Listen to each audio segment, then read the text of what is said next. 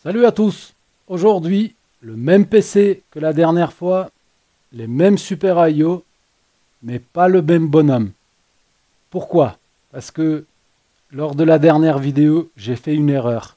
Une erreur qui m'a poussé à chauffer la carte 3 fois exactement. Une fois pour dessouder le Super IO d'origine, une deuxième fois pour souder la deuxième puce et troisième fois pour remettre le Super IO d'origine. Aujourd'hui, dans cette vidéo, nous allons essayer de prouver que ces puces sont fausses, fake. Toujours le même PC.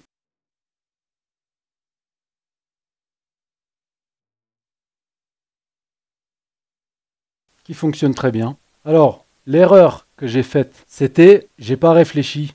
À peine reçu les puces, j'ai démarré la vidéo, j'étais pressé de remplacer les puces. J'aurais dû réfléchir un petit peu, j'aurais dû réfléchir un peu plus et de me dire pourquoi pas essayer de voir si ces puces sont originales ou pas, s'il n'y a pas un défaut. En fait, c'est la toute première fois que ça m'arrive de tomber sur des fausses puces. On va essayer de prouver ça. Juste le temps de démonter la carte et j'arrive. C'est bon. Mais avant d'aller sous le microscope, là nous avons le schéma de cette carte. ThinkPad E15 Gen 2. Donc là c'est le Super IO qui est représenté. L'alimentation du Super IO, la puce est alimentée par plusieurs pattes. 26, 50, 92 et ainsi de suite.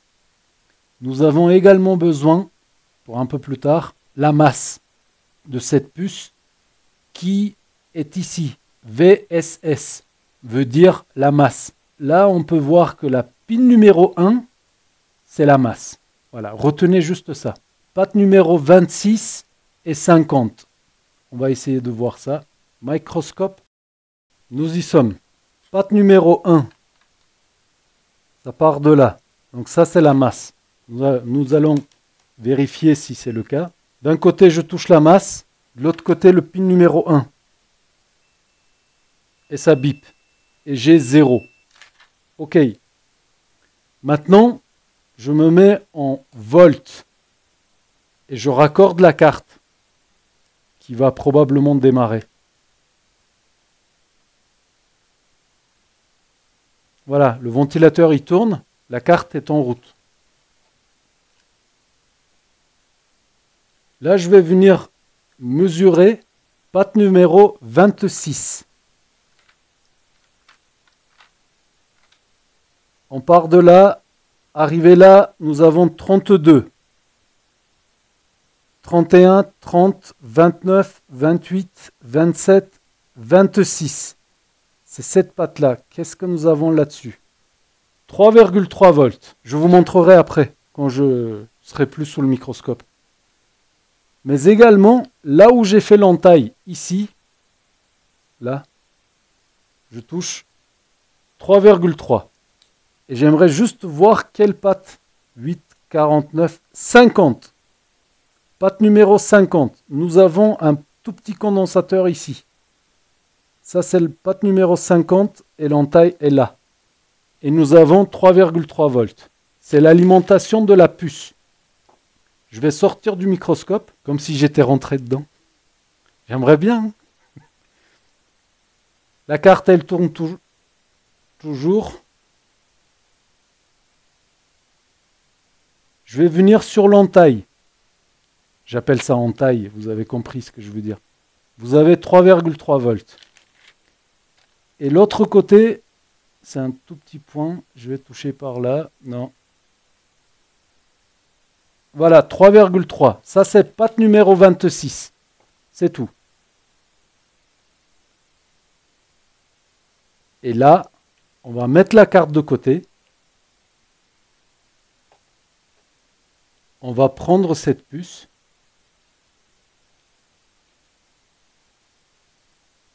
Microscope. La voici.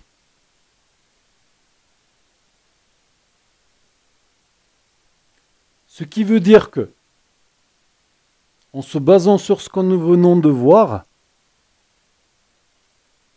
patte numéro 1, c'est la masse. Patte numéro 26, que j'ai tordu légèrement pour le faire apparaître, et c'est l'alimentation. Et patte numéro 50, c'est par là. Maintenant, je vais venir au mode bip. Mode bip.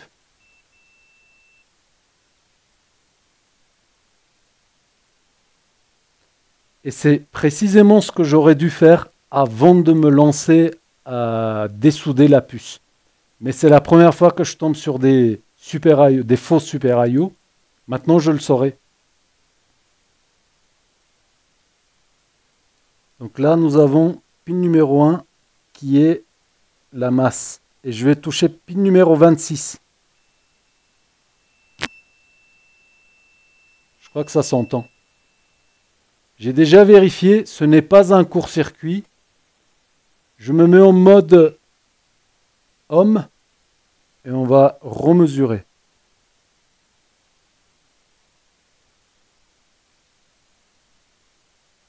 J'ai 24 ohms. 24. J'ai oublié de tester sur la carte.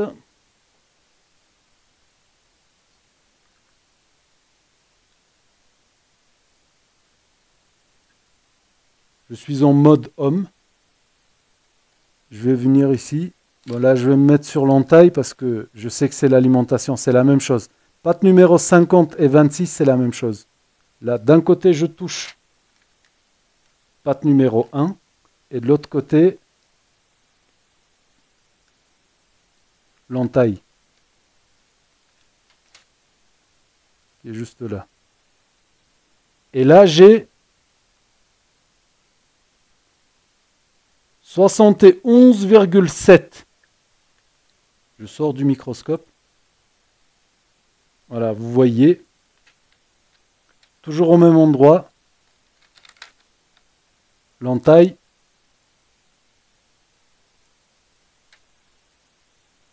« 71,9. 72 kilos. Non, si, c'est des kilos. Il y a le cas. C'est des kilos. C'est pas du tout la même chose. Microscope. Caméra thermique. Alimentation. 5 ampères. Soyons fous. Je vais venir avec l'alimentation. La masse. Et l'alimentation. J'ai 180 milliampères. Sur la carte, c'était 330. La conso, c'était 330 milliampères. Et là, j'ai 180. Qui est énorme pour une puce qui n'est pas en train de fonctionner. Elle n'est pas en train de faire ce qu'elle est censée faire. Elle n'est pas soudée sur une carte.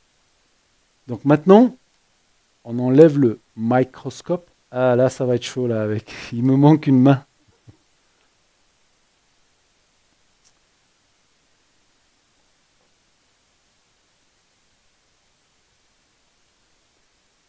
Ah ben, elle est déjà chaude. On va voir combien de degrés. 22 degrés. Je ne sais pas si ça se voit.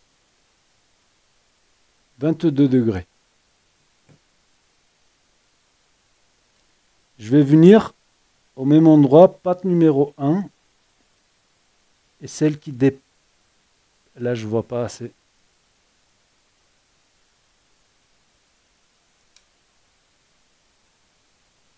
Ouais. Non, je vais mettre comme ça. Je vais l'alimenter comme ça. Et après, on va voir sous la caméra. Conso 180. J'attends un petit peu. Ah, je touche plus. Attends. 180. Qui est beaucoup pour un super IO au repos. Pour un super IO qui est au repos.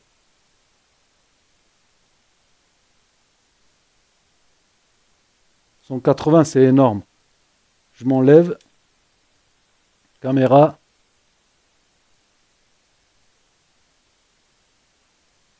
Elle est déjà plus chaude que tout à l'heure. 27 degrés. 27 et ça baisse. 26.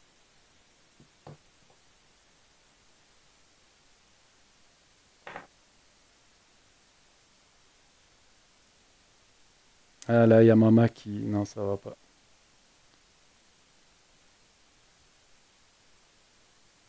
Voilà. Ça, c'est l'emplacement où elle était. Et ça, c'est la puce. Je vais la pousser un peu plus. Voilà. Là, c'est la puce. Là, c'est l'emplacement où elle était. Est-ce que ce sont des faux super IO ou est-ce que ce sont des super IO avec un défaut de fabrication d'usine? Je suppose que le fabricant qui est ITE, ce n'est pas Lenovo, même s'il y a marqué Lenovo dessus. Lenovo, ils ne fabriquent pas des super IO, pas à ma connaissance.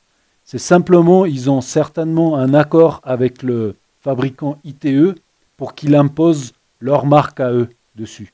Moi aussi, j'aurais pu, si j'avais des grosses commandes, lui dire, tu peux me mettre SEO Godfather dessus?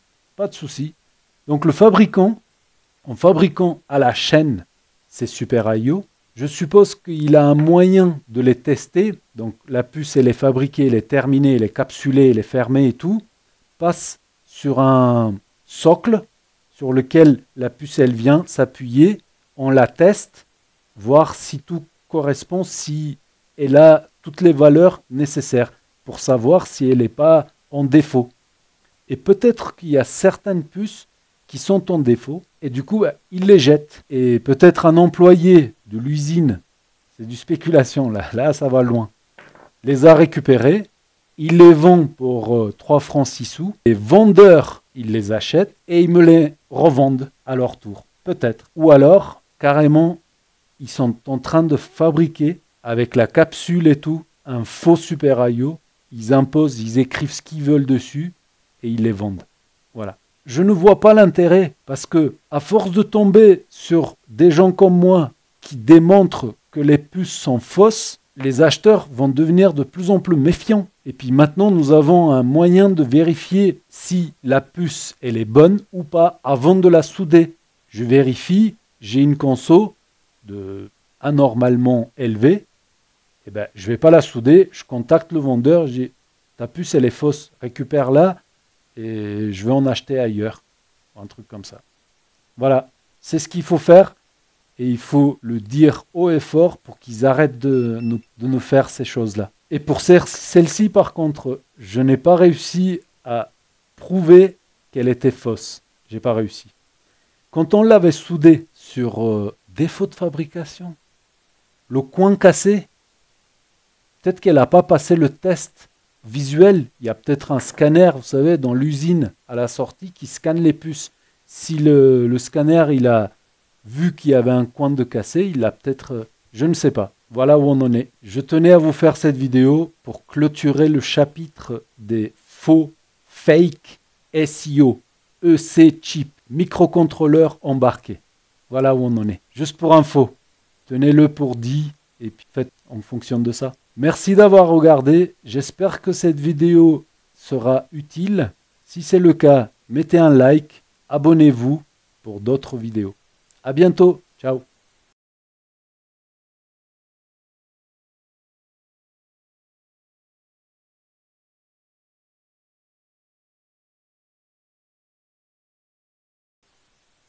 Bonus, bonus. En fait, qui n'en est pas. J'ai oublié de vous dire quelque chose. Que ces puces-là, je les ai eues pas chères. Je les ai commandées en Chine pour moins de 20 euros, les deux. Donc voilà. Est-ce qu'il y en a une qui serait bonne et celle-ci, je suis sûr qu'elle est fausse. C'est sûr et certain. Vu les résultats, ça ne peut pas en être autrement. Mais celle-ci, quand je l'ai soudée sur la carte, il y avait une alerte. Il y a le voyant de la charge qui clignotait, bizarrement. Et ça, c'est le moyen qu'ils ont, les super IO, de communiquer avec nous, nous alerter. C'était une alerte, ça correspond à quelque chose. Il se peut que celle-ci soit vraie, mais je n'ai pas le moyen de la reprogrammer pour la faire fonctionner sur ma carte. Et si c'est le cas, si elle est vraiment vraie cette puce, dans ce cas-là, ça voudrait dire que ces puces-là ne s'autoprogramment pas. Voilà. C'est tout ce que je voulais vous dire. À bientôt!